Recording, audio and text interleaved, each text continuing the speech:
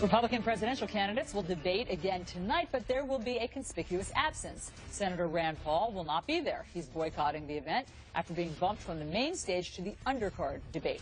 Fox Business Network says it's basing its decision on the latest polls, but Senator Paul says they're leaving out a key poll. And Senator Rand Paul joins us now on New Day. Great to have you here in studio. Right. So are you still fighting this at this hour? Yeah, I think the Republican Party, the media, they're making a big mistake by, pushing me out of the debate because I think I have a different voice, a unique voice in the party, and it's a mistake to really not have me in the debate. And I think the polls, even the polls they say they were using, actually we meet their criteria. But how is the Republican Party pushing you out of the debate? Fox said it had these metrics. It announced its metrics of how it would sort of calculate the polls, and you didn't make the cut.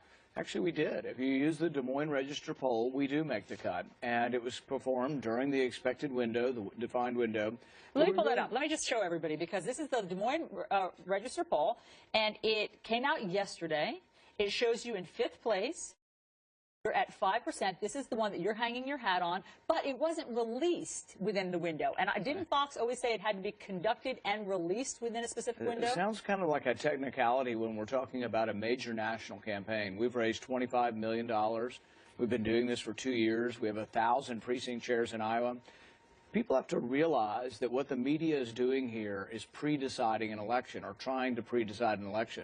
I have an important voice. What do you think the liberty movement, the liberty voters in the Republican Party are thinking now? That the Republican Party, in league with one of the media networks, is saying, we're not going to let the liberty candidate on the stage. So do you blame the RNC, or are you blaming Fox? I think it's both together. But the RNC made the rules, and then they've dictated the rules to the networks. And most of the time, the networks have accepted these rules. But if the Republican Party wants to be bigger, they need to not be excluding the one voice. I'm the one person on the stage saying that our intervention in the Middle East has actually aided and abetted and made terrorism worse, instead of saying, we're going to have only one single voice in the Republican Party, or we're going to exclude the other voices. I think it's a big mistake for the Republican Party. Is Fox open to your argument? Might you still make the main stage? We're making the argument, but we haven't heard anything directly. All right. I understand your logic. You've laid out your case here, but I don't understand your math. And here's why.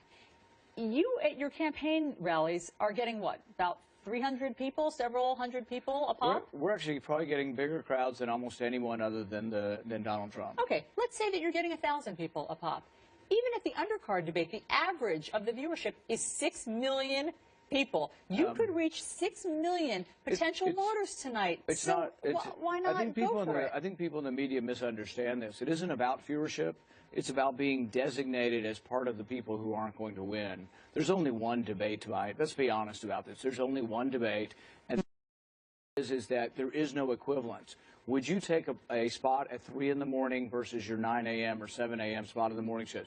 They aren't the same, and we're kidding ourselves, and we don't even describe them as the same. But it is about reach. I mean, are you trying to reach voters? No, what it is about predefining the race. We have not had one vote yet, and everybody's going crazy like Donald Trump has won the race already, and I think it's a mistake, and it disenfranchises the voters of Iowa or New Hampshire. Not one vote has been cast, and we're already deciding who's allowed to participate and who can't. I think it's a huge mistake. But you're choosing to base it on the label of the undercard debate. Chris Christie, for instance, who's one of your rivals, famously said, put a podium somewhere and I'll show up. And in fact, yesterday he talked about how he believes that you're making a mistake not to want to show up. Let me just play it for you and you can respond. Here's Chris Christie on what he thinks about your decision.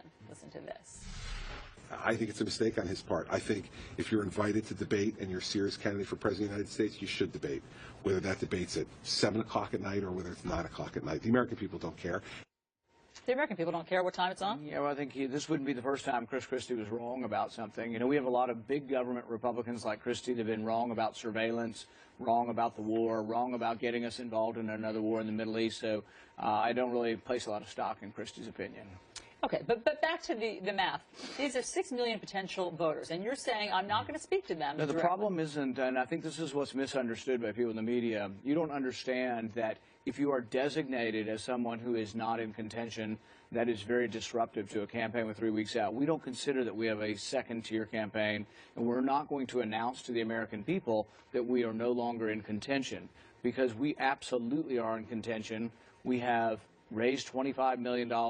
We have announced more precinct chairs in Iowa than any other candidate has so far. We have a first and we can't accept an artificial designation by the media and by the party, and it's really showing that, does the party want to be bigger? Does the party want the liberty movement in the Republican Party? Do they want voices that say intervention in the Middle East has made us less safe, not more safe? I think if you want a diverse and big party, you need to allow those voices. There's not a distinction at all in the polling between Bush, Kasich, Ford, all those in third, fourth, and fifth place currently in the polls. There's not one bit of mathematical distinction. So if you tell me, oh, you're scoring 5.8 and someone scored 6.2, therefore we're going to tell the American people you're in a second class or an underclass, that's completely and utterly artificial and unfair. So you're sure that the outcome, the effect of you not showing up won't seem that you have a bad attitude or being petulant, that you're sure that this is a winning strategy somehow? Nobody knows what the future holds, but we do know that it's a mistake, and our campaign realized that it's a mistake to let the media or let the party pre-decide who has a chance and who doesn't have a chance. We're going to take our message directly to the people.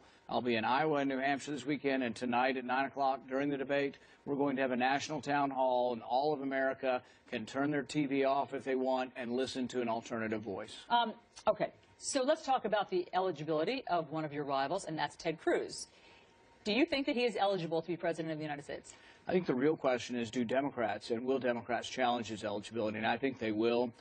It would be extraordinary to have a nominee or a president who's not born in the United States. He would be the first, if he were the nominee of the president, to be not born in the United States. Democrats will bring this up, and it has never been decided by the court, so we don't know yet.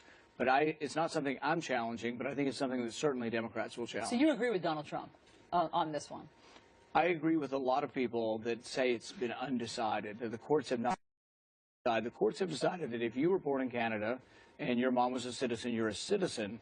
But the Constitution has these unusual words that say natural-born citizen. I mean, of course, John McCain was born in Panama on a military base, so you think that that's a caveat? The court's decided with Barry Goldwater that if you're born in a U.S. territory that you are a citizen. The court has decided that.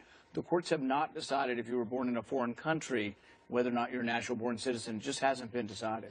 Let's talk about the breaking news that we had yesterday, and that is these 10 U.S. sailors who were in Iranian custody very briefly, and then this video came out of them on their knees, hands behind their heads, and one of them even apologized. Let me play for you a moment of that apology.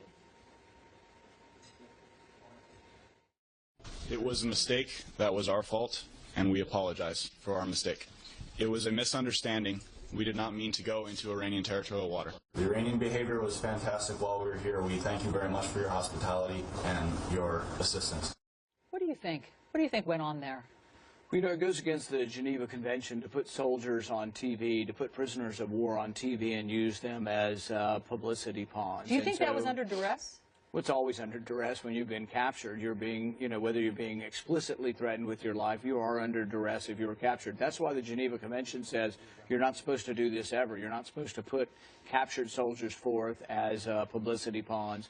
And so this is an indication that Iran still feels that they can play games with the United States.